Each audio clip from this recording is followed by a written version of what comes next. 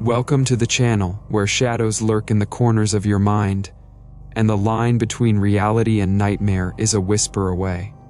Before we dive into tonight's tale, make sure you're somewhere safe because once the story begins, there's no turning back. If you're new here, hit that subscribe button and join us in this journey through the unknown. You never know what might be waiting around the next corner. I've been driving taxis for almost 20 years now, and I've seen a lot in my time. Drunks who could barely stay conscious, couples who couldn't keep their hands off each other, and a fair share of early morning creeps who seemed more interested in watching the dark streets than having any particular destination. But nothing, absolutely nothing, could prepare me for what happened that night. It was a cold, misty evening, the kind where the fog wraps around the city like a shroud, muffling the usual city sounds. I'd been driving for hours and was just thinking about heading home when I saw her. She was standing on the corner of a quiet street, dressed in a thin, flowing dress that was far too light for the biting cold. Her hair was damp, clinging to her pale skin, and she had this lost, almost haunted look in her eyes.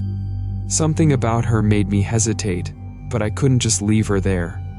I pulled up beside her, rolling down the passenger window. "Need a ride?" She looked at me with those big, empty eyes and nodded. She didn't say a word as she slid into the back seat, her movements slow and deliberate. The air in the cab seemed to drop a few degrees as soon as she closed the door. "Where to?" I asked, glancing at her in the rearview mirror. She was staring straight ahead, her gaze unfocused, as if she were seeing something far beyond the windshield. "Just drive," she whispered, her voice barely audible, like it was coming from somewhere deep within her. There was something off about the whole situation, but I couldn't place it. Maybe it was the way her breath fogged up the glass, or the fact that she didn't make a sound as she moved. But I told myself she was just another late-night fare, someone trying to get away from something or someone. So, I did as she asked and drove. The streets were eerily quiet, the fog swallowing up the city in thick, white tendrils. I kept checking the rearview mirror, feeling more uneasy with each passing minute. She was so still, so silent, it was like she wasn't even there. But then, every so often, I'd catch a glimpse of her in the mirror, her eyes locked onto mine, and I'd feel a shiver run down my spine. After what felt like an eternity, she finally spoke. "Turn left here." I turned down a narrow, deserted road that I didn't recognize. The buildings here were old, their windows dark and empty, like hollow eyes staring out into the night. The hairs on the back of my neck stood up as I drove deeper into the unknown. "Stop here," she said suddenly. I slammed on the brakes, the tires skidding on the wet pavement. We were in front of an old crumbling house. It looked abandoned, its windows boarded up and its front door hanging off its hinges. I'd never seen this place before, and I knew the city like the back of my hand. "Are you sure this is the place?" I asked, turning to face her. But the back seat was empty. I blinked, rubbing my eyes, thinking I must have been imagining things. But the door was wide open, and the cold air rushed in, carrying with it the smell of damp earth and decay. I jumped out of the car, my heart pounding in my chest, and ran around to the other side. There was no sign of her anywhere. I called out, my voice echoing in the empty street, but all I got in return was the sound of the wind howling through the broken windows of the house. I felt a chill creep up my spine. Something wasn't right. I should have just gotten back in the car and driven away, but my feet were glued to the spot. I couldn't shake the feeling that something was watching me, something malevolent and ancient. Against my better judgment, I took a step toward the house. The front yard was overgrown with weeds, and the path leading to the door was cracked and uneven. I hesitated at the bottom of the steps, the sound of my own breathing loud in my ears. "Hello?" I called out again, my voice trembling. "Are you in there?" No answer. I pushed the door open. the wood creaking loudly in the silence. The inside was just as dilapidated as the outside. Dust covered everything, and the furniture was rotting away, like it hadn't been touched in years. But then I saw it, a single wet footprint on the dusty floor, leading deeper into the house. My stomach twisted in knots, but I followed it, my heart racing. The footprint led me to a door at the end of the hallway, slightly ajar. I reached out with a shaking hand and pushed it open, revealing a dark, damp basement. The smell of mold and rot hit me like a wall, and I gagged, covering my nose and mouth. I fumbled for the light switch, but it didn't work.